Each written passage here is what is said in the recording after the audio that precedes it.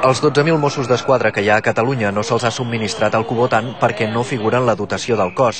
Segons ha explicat als matins de TV3 el secretari de Seguretat Pública, només una vintena d'agents de la brigada mòbil han estat entrenats per utilitzar aquest estri per defensar-se o reduir un individu.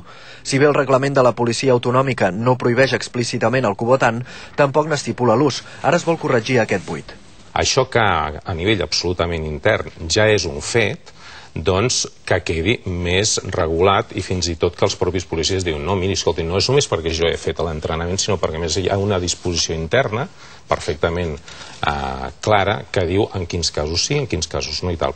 Insisteixo, per la pròpia tranquil·litat i protecció de l'acció dels Mossos. Una trentena de persones i entitats, la majoria vinculades a la defensa dels drets humans, han impulsat un manifest que condemna l'excessiva repressió dels Mossos en la mobilització del cap de setmana i qualifica l'ús de punxons de provocador. Els firmants del document reclamen que s'obri una investigació. Que no es tracta només de denunciar l'ús d'aquesta arma, sinó de tot el procés que es va dur a terme, és a dir, el segrest d'un conjunt de persones que s'estan manifestant exercint un dret que és legítim, durant un temps en el que se'ls impedeix abandonar aquesta manifestació.